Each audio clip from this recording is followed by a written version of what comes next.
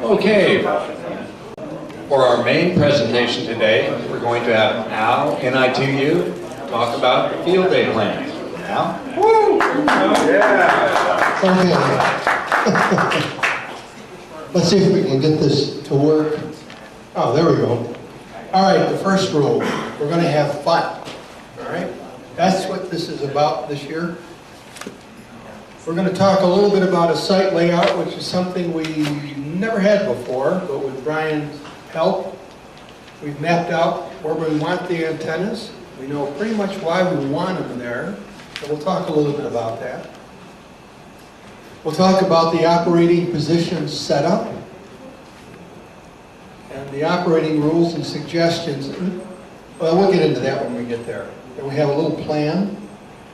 We've run a couple of tests. We actually tested a digital setup where we could look at CW and a computer control to understand the noise, especially the out-of-band noise.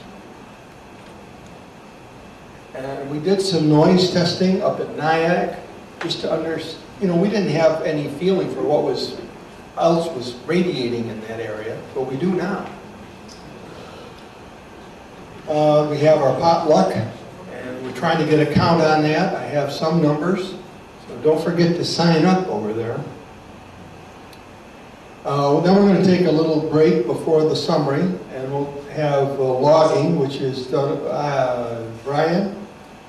Jim is also helping out with that. And we have Disaster Preparedness training, which will be headed up by N6BRP. And then we'll go into the summary. Okay, so here's the layout of Nyack. The antennas are oriented so they're going to radiate pretty much east and west. Oops, sorry, I'm wandering around. That's okay. We have the dots, and there's where we're going to have our operating positions. And we have the beam shown there. And the yellow is the GOTA station. Now we have two sets of filters for 80 through 10 that will be available for us to use. The GOTA will be set up to run all the way from 80 through EHF. Our main goal is to, when people come up there, we're going to want them to make some contacts or a contact. So we're going to try to get that to happen. Okay. Let's see. The bit about the noise, we found out that horizontal antennas up there are much less noisy than the vertical. And one of the other things that I've learned is that although the bobtail works, it's not much better than a dipole.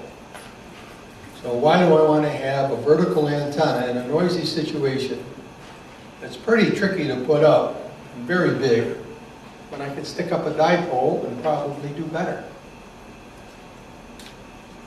And the thing that I will offer tonight is that if you want to hang around after the meeting, I'll show you the radiation patterns that are occurring with the antennas in place. I haven't got the beam there yet. I started working on that, and then we moved the beam. So I've got this table of numbers, and I'm going to have to modify them for the new position. Okay, what's the operating position setup? I show up here the logging computer and its Wi-Fi connection. We'll have the transceiver that'll feed a bandpass tuner, a bandpass filter, excuse me, that goes to the tuner. A balun that can be in the tuner, or it can be separate. And then I've got a project for you guys to remember. Please bring some short coax jumpers. I'll have a few, but if you got some, bring them. Just make sure they're good. The filters will have less than 1 dB loss. And when we talk about the noise, you'll understand the importance of these filters.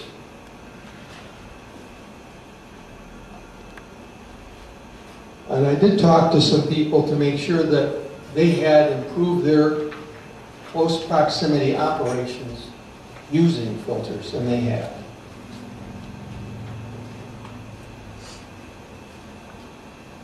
Now, what happens? When we have the filter in there, and you've got a 40-meter filter, that's the band you're going to run.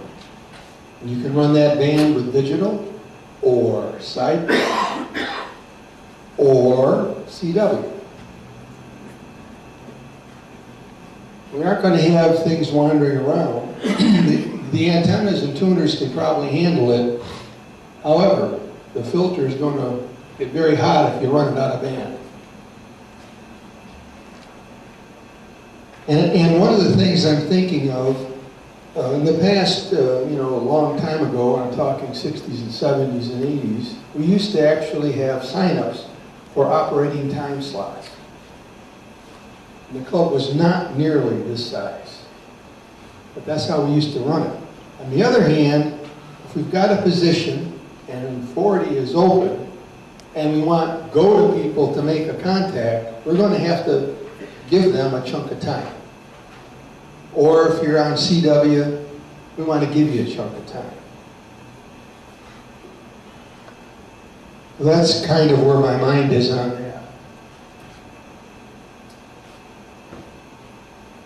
The filters will eliminate the spurious signals. And we'll get to some numbers that we measured at Orion's house with Burton's truck and spectrum analyzer. And it was quite enlightening. We've all been exposed to this stuff, but we never really had any numbers to show with it. Another thing we could possibly do when GOAT is not operational is set up with 2 stations on band, but we may have to reduce the power for that operating period. And I put the red X's in there so that we could think about how we might want to budget time, and we'll play that game when we get up there. I just want you to be aware that we are considering it. I'll have sign-up sheets so we can get time slots if you want to operate a particular band at a particular time. And we're going to make sure that the positions that are set up will have the owner around to give you some coaching on how to operate the equipment. Okay, now here was the digital testing setup. We had Orion set up with his PC, his signal link, his transceiver, and an antenna. And we had Burton there with his truck with an antenna on it that we fed the analyzer with. And what we saw when we transmitted on 20 meters, 40 meters, had a 30 dB signal on it. Now, when we put the filter in on the 20 meter station, it's going to have 40 dB of attenuation at 40. And then likewise, when we have the 40 meter station running, it's going to attenuate 20 meters by 40 dB. We're going to intentionally knock this stuff down. And we also saw the whole noise floor come up. So there was white noise. Some of the reading that I bumped across indicates that the broadband amplifiers in our transistor rigs have low-pass filters. So any oscillator noise that happens to be below the filter gets amplified by the amplifiers and pushed out to the antenna. But we did see the noise floor go up.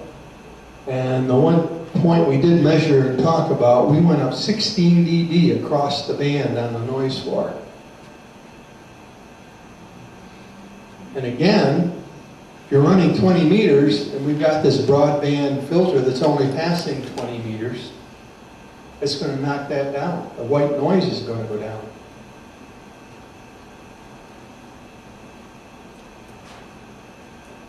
This mouse works pretty good. Okay. Well, we went up to Nyack. And we tested with a spectrum analyzer the noise picture. When Brian and I went up there, Brian was astute enough to turn on his AM radio, and we heard all this garbage. Some of it was pretty repetitive, definitely a digital type signal. And when we went up there, we tried both the vertical and the horizontal antenna. And lo and behold, the horizontal antenna was less sensitive to the noise. All right? But we've got some numbers that go with this stuff. We also found a nice 40-meter signal showing up. We don't know where it's coming from, but it's there. And it also showed up on the 15-meter band. Was it modulated, or was it just... It looked like it was some sort of digital signal.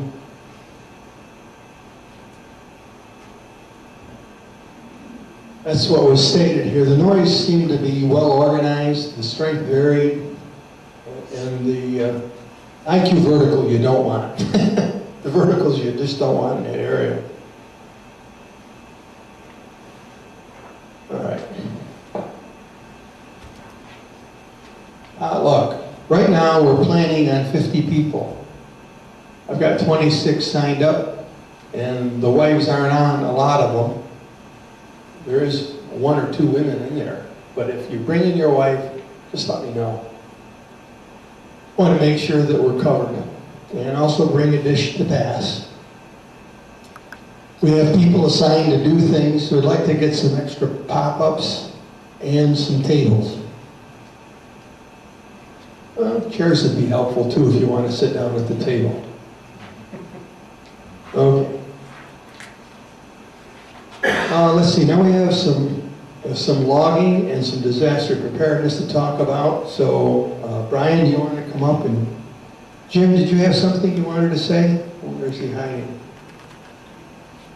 Jim? Oh, there he is. I'm glad. Jim? Do you have anything you want to say first? Actually, Jim has it all queued up, so... Yeah, let me try and get it going here real quick. Okay. Brian can help me. We're going to be using the same logging software we've used for 3 or 4 years now. Dennis is the one who arranged all of it. We have one server laptop ready to go with a ubiquitous Wi-Fi system. We're going to be able to cover the physical area we're in quite nicely, no problem there. We have 5 laptops that are already set up with the right software, and all I'm going to do is spend a minute or 2 going over what to do when you log in. That's the critical thing. We don't get credit for points that are either wrongly entered or not entered at all. So we want to make sure that whoever the operator is that is sitting down doing the logging gets it right, so we get credit for the work that's being done. And I'm going to kill off this one.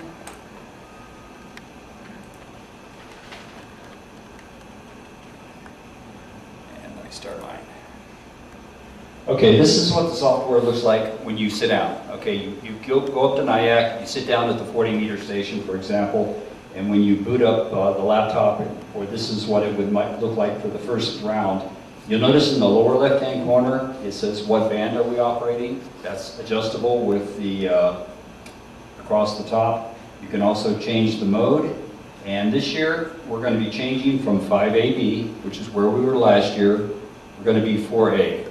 So that'll be changed on all the software that you see, but it'll still say W6EK and SV is Sacramento Valley. Those are the same parameters pretty much that we've been using all along. Once you sit down, this is one of the things you need to do. This is setup. What you'll notice is that we've got a lot of information already in, but it wants to know who the operator is, and that's the key thing. So as you sit at a new position, go ahead and change the operator's initials to represent who's actually doing the operating. You want to make sure that you do that and make that correct. The next thing is right there is where you can change it. You can put in W6EK and maybe it's Les, or maybe it's Gary, or whoever it's going to be, Dennis. So we want to go ahead and make sure that that's done right. Okay? And that's all we need to do from there. We've got a really short video here that we're going to show that explains all of this. And it's 3 minutes long, and this is one that Brian hit that for us. You want to give credit, Brian, to whoever created this? The creator of the program put up a great YouTube video. It was way too long, so I spent a little time this afternoon to compress it down a little bit so we wouldn't lose half of you during the video. Hi, my name is Scott, N6BRP, and in this video I'd like to give you a brief tutorial of how to use my ARRL Field Day Contest log and just a little bit about Field Day in general. Now, this isn't going to be an exhaustive overview of every feature within the program. This is just going to be enough to introduce you to the software, so if you're new, you'll know enough to get started and be able to use the software just fine and be able to roll right along with the Field Day event. Before logging any contacts, the control operator must enter their own call sign. Also, verify that the band is selected to the band of operation and the mode selection is also correctly selected. Make sure that the operating class is set to 4A and the section is set to SV for Sacramento Valley. Let's say you've arrived at the Field Day site and someone has either asked you to operate or log for them and you're wondering what the heck's going on. Using my Field Day software is really easy. I think you'll pick it up right away. There's just 3 parts to the exchange. It includes the call, the class, which is just a number and a letter, and the section, which is going to be one of these abbreviations that you see over here, or DX. So, for example, if we work W1AW, they would send you a value here such as 3 echo, and then it would probably say Connecticut. And you would type those pieces of information in, you'd press the enter key, and it is logged and you're ready for the next contact. That's all there is to it. Just a couple things that I can show you to make life even easier. You can tab between fields by pressing spacebar or the tab key, but you don't even have to do that. If you type a call, now I'm not even going to press spacebar tab, I'm just going to type the next number and letter, 1 Delta, and I'm going to now type the section, MDC, and the program just jumps from one field to the next, so it's smart enough to know what you're entering and jumps right along. And press enter, it's in, and you're ready for the next contact. Here's an example of how you would log a QSO. CQ Field Day, November 3, Fox, Juliet, Papa. Kilo Alpha 3, Yankee Juliet Mike. Kilo Alpha 3, Yankee Juliet Mike. Please copy 1 Echo, Mike Delta Charlie. QSL, please copy 1 Delta, Mike Delta Charlie. QSL, thanks for the contact. CQ Field Day, November 3, Foxtrot, Juliet, Papa. Now, let's say you've entered a contact, but you realize you made a mistake. Let's say that you realized KA3SEQ had a class of 1 Echo, not 1 Delta. You can just click on the contact, and you can edit the contact, or you can delete it if you want to wipe it out entirely by clicking the delete button. But we're just going to edit it. So we'll click Edit, and we'll change 1 Delta to 1 Echo, and we'll click Done, and voila. So that's all there is to editing a contact. The rules for Field Day allow us to work stations once per band and mode. So we can work the same station on a number of different bands and modes, but we can't work them on the same band and mode. So, for example, if we just worked W1AW on 10-meter phone, we cannot work them again. So if we start to type W1AW, there's going to be some information presented to us that's going to help us either determine it quickly whether it's a duplicate or not, and maybe help us figure out what the call sign might be. We will type W, and we see immediately that if the call is W1AW, it's possibly a duplicate. That comes up as you type the first character. As you type the second character, we now have typed W1. We see W1AW is in red, meaning it's a possible duplicate. We also have a list of all SuperCheck partial call signs. And what SuperCheck partial call signs are calls that are known to be active contesters. So if you're not quite sure, if you hear the call right and then you see it listed as a SuperCheck partial, it gives you a little more confidence that you have the correct call sign. So as we type W1, then we add the A, and you see possible duplicates, and partials are still listed, and there we go. We have pretty good confidence that it's a duplicate.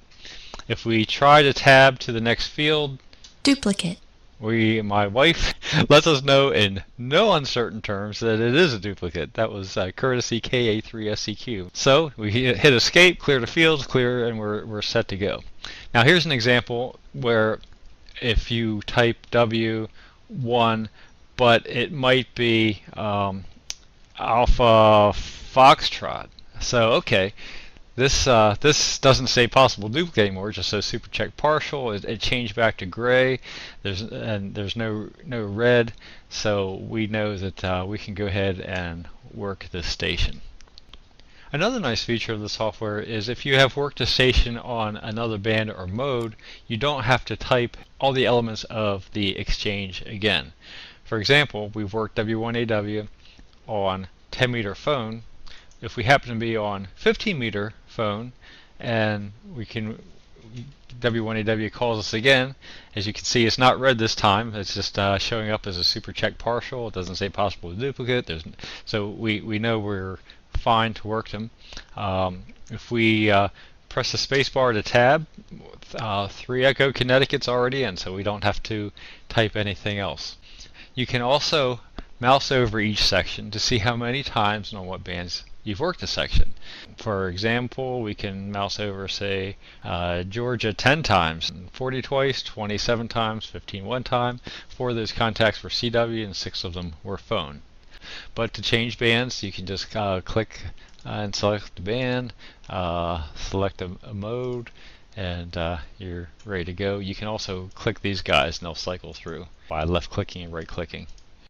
So enjoy field day, have fun. If you hear N3FJP, please say hi. Again, my name is Scott. Thanks so much for watching. Take care. God bless. Mike, we got time for you next. Yeah, real short. Okay. Here you go, Mike.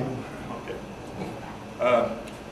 This is really not going to be training. I mean, obviously, we're going to be working contacts, and people are going to walk in and out. We're going to have a little display with a pop-up and a couple of tables, and we're going to have we did this once before, we're going to have tasting of disaster preparedness food.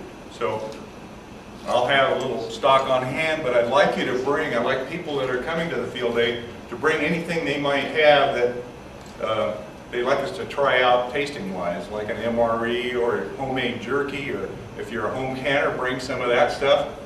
That'd be great. Try not to bring anything that's over 40 years old.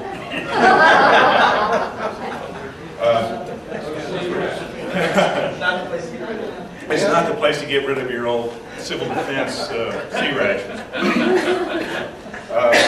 If you have a go bag that you're particularly proud of and you've trimmed it down to reasonable size, my go bag is so big it takes my wife and my son and myself, so I'm not going to bring it.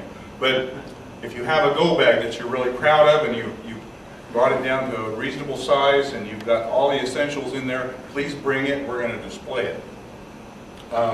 If you've got glove box kits, if you've got a small compact idea, or it's either commercial or homemade, please bring it.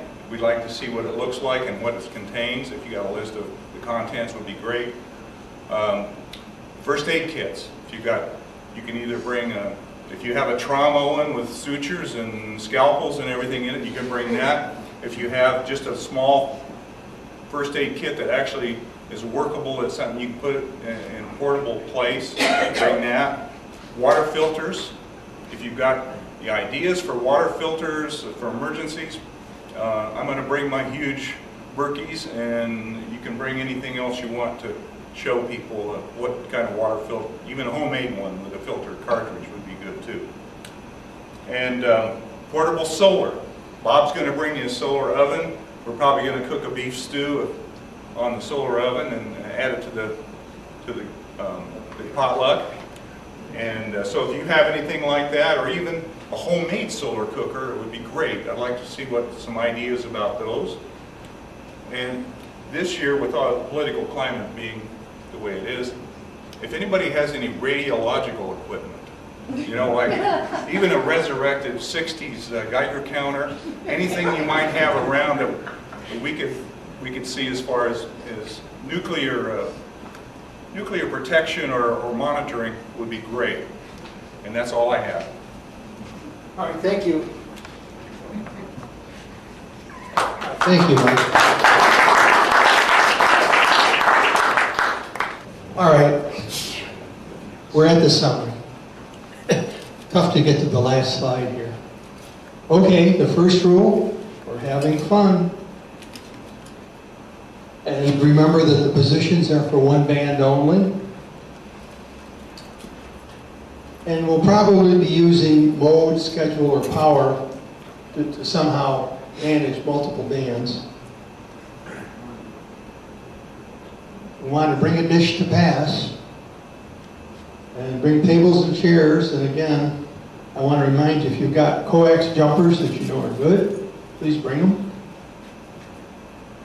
And again, this is more to help you learn. If you don't normally use a mode like digital, I've never really used it. I may try operating it just to learn. And that's what we want to do.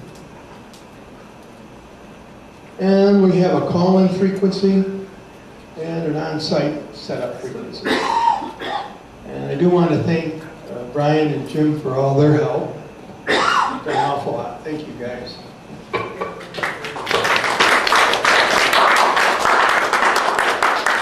Here you go. All right, thanks, Al. All right, let's give another round of applause. Okay.